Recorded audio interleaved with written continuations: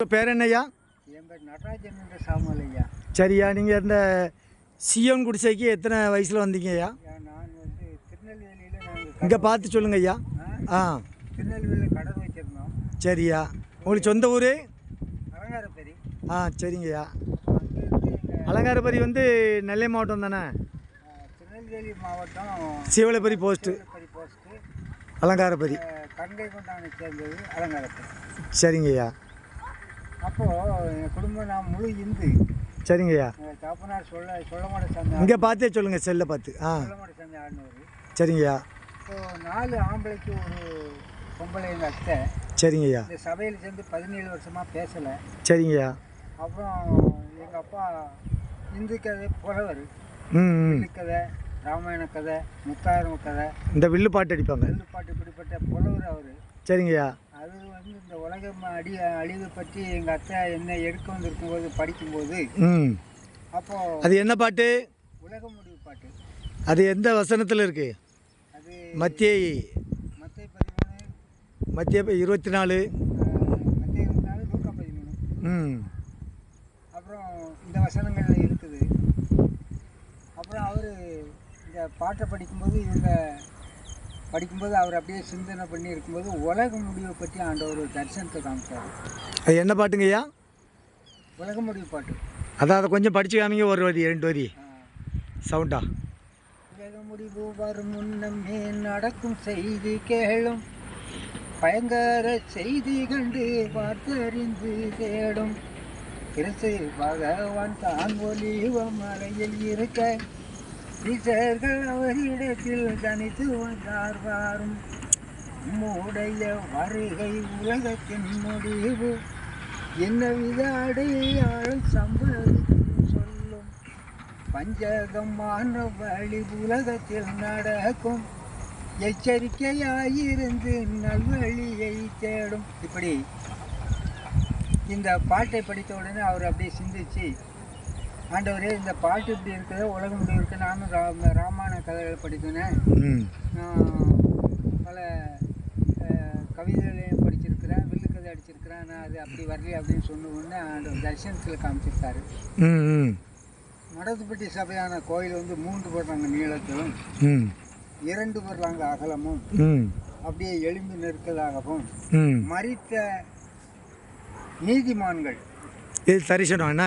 Abraham, ஈசாக்கு, யாக்கோபு இவங்களெல்லாம் வந்து இருக்கதாகவும், ஒரே இடத்துல படிக்கக்கூடிய ஒரு ரேடியா எல்லா இடங்களுக்கும் தெரியப்படுறதாகவும் தரிசனத்தை கண்டு உடனே இந்த சபைக்கு நான் வந்து சேர்ந்தோம்யா.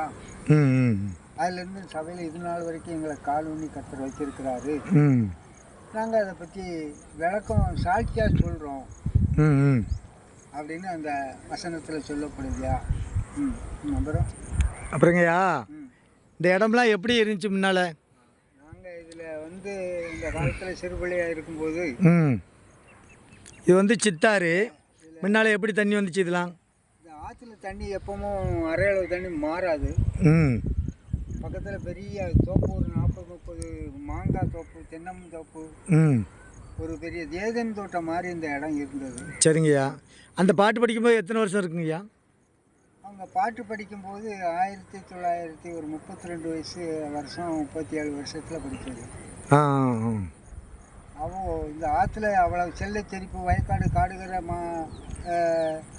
நிறைய விளைச்சல்கள், கம்மங்கதிர்கள், சோளக்கதிர்கள், பயிர்கள், தானியங்கள். இந்த ஊரில் ஏகப்பட்ட வருமானம் உள்ள ஊர். சரிங்கய்யா. இப்பொழுது பார்த்தாலும் அவ்வளோ ஊரும். அப்போ அந்த வசன பாட்டு படித்ததுக்கு அப்புறம் தான் அப்படி ஆயிருக்கு. முள்ளுச்செடி. வரக்கூடிய காலத்தை இந்த சபையை ஆண்டவர் தரிசனத்தை கொடுத்து வழி நடத்தின ஒரு சபை. சரிங்கய்யா. இனி இருக்கும்போது அது வரும்போது மகிமைப்படுத்தக்கூடிய சபைன்னு அந்த தரிசனத்து மூலமாக காண்பித்து தான் நாங்கள் வந்தோங்க. சரிங்க. அப்புறம் இப்போ எங்கேயா ஊழியம் பண்ணுவீங்க? நான் சென்னையில் இருக்கிறேன். சரிங்கய்யா. சென்னையிலேருந்து சின்ன குடிசை வச்சு ஜபம் எடுத்து நடத்திக்கிட்டு ஜபம் பண்ணிக்கிட்டு இருக்கேங்கய்யா. சரிங்கய்யா.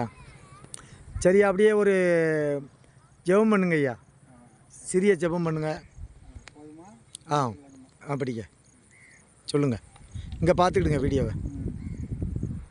நீதியின் தேவனே நான் கூப்பிடுவேன், எனக்கு செவி கொடும் நெருக்கத்தில் இருந்த எனக்கு சாலம் உண்டாக்கி நீதியின் தேவனே, விண்ணப்பம் கேட்டாலும் இரக்கமுள்ள தேவனே, பஞ்ச காலத்திலே எலியாவை போஷித்தவர், அப்பம் இறைச்சி கொண்டு ஆற்று தண்ணீர் ஓடித்தார், அதிக நாளாய் மழை பெய்யாதபடியினால் ஆறு வற்றி போச்சுது, ஆற்றில் தண்ணீர் இல்லை. சாரிபாத்தூரில் ஒரு விதவை இருக்கிறாள், அங்கே போய் தங்கிடு என்றுமே தேவன் சொன்னார்.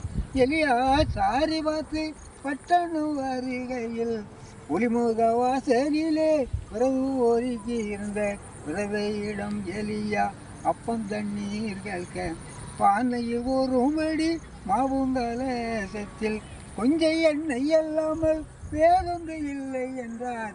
அப்பொழுது எலியா மலைகட்டளையிடும், நான் மட்டும் பாவம் எண்ணெய் குறைவது இல்லை என்றார். எலியா விதைவை அங்கே அனைவராய் புதித்து வந்தார்.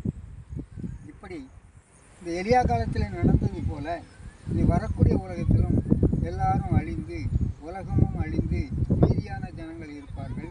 அந்த ஜனங்களை கர்த்தருடைய வழியில் ஒரே தேவனும் ஒரே ராட்சியமும் ஒரே தேவனும் கொண்டு வர தேவனுக்கு சித்தமாக இருக்கிறார். அதை இந்த சபை வெளிப்படுத்துகிறது. சரி, ஒரு சின்ன ஜெபம் பண்ணுங்க.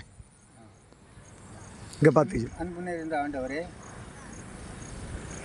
இவ்வளவு நேரமாக சத்தியத்தை பேச கிருபை செய்ததற்காக பட ஆண்டவரே, இன்னும் மேலும் உங்களுடைய சத்தியத்தை அநீதமான உலக பொருளை கொண்டு ஆத்மாசினையை சம்பாதின்னு சொன்ன வசனத்தின்படி கர்த்தாவே, நீர் எல்லாருக்கும் தேவனுடைய ஆவியை கொடுத்து வரக்கூடிய அழிவு காலங்கள் தப்பி அவர்கள் மீதியாக இருக்க மரித்தோர் பூமிக்கு வருவார்கள்.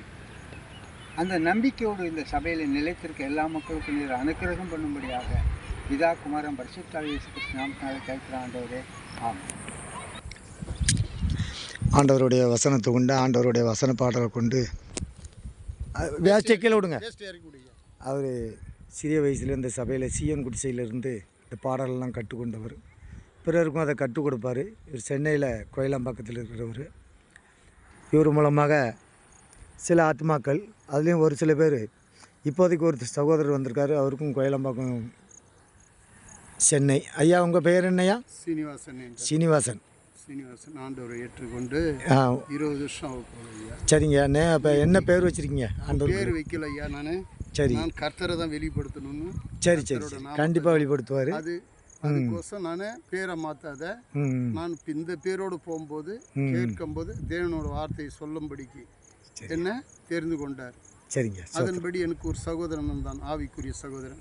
அவனை தான் எனக்கு அந்த சகோதரன் தான் அழைத்து கொண்டு எனக்கு சத்தியத்தை போதித்து கர்த்தர் வழி என்னவென்று தெளியா வசனத்தை கொண்டு போதித்த சகோதரன் இன்றைக்கு பூமியில் இல்லை. ஆனால் அந்த வசனம் உயிர் உள்ள வார்த்தை என்பது பேச்சுக்களில் நிஜத்தில் இருக்கிற வார்த்தை, அது உண்மையில் என்றைக்கும் நிலைத்திருக்கிற வார்த்தை. அது ஒன்றும் தரையில் விழாது. அது என் வாழ்வில் நிறைவேறுது. சரியா, சந்தோஷம். தச்சவளப்பரி கிராமம், அதாவது மடத்துப்பட்டி ஆறு, இதில் அவ்வளோ தண்ணி வசதி இருந்தது. இப்போ இந்த மழை வந்த காரணத்தில் கொஞ்சம் இருக்குது. இது ஃபுல்லாக விளையேறின நிலமாக இருந்திருக்கு, நல்ல விளைச்சல் உள்ள இடம். இப்போ அந்த பாடல் மூலமாக மத்திய 24ஆம் அதிகாரம், அதே போல் ஏசியா 7ஆம் அதிகாரம், இந்த முள்ளுச்செடிகளாகவும் விளையேறப்பட்ட நிலங்கள் எல்லாம் தரிசையாகவும் முள்ளுச்செடியும் ஆடு மாடு மேய் நிலமாகவும் சொன்ன வசனத்தின்படி நடந்து கொண்டு இருக்குது. இந்த சபை ஆரம்பித்து 94 வருஷம் ஆகுது. இதை ஆண்டவர் நடத்தி கொண்டு வர்றார், இன்னும் நடத்துவார். இதை எங்களை சாட்சியாக வைத்திருக்கிறார். அந்த ஆண்டவருக்கு ஸ்தோத்திரம். சியோன் குடிசை என்றென்றும் வாழ்க. ஸ்தோத்திரம்.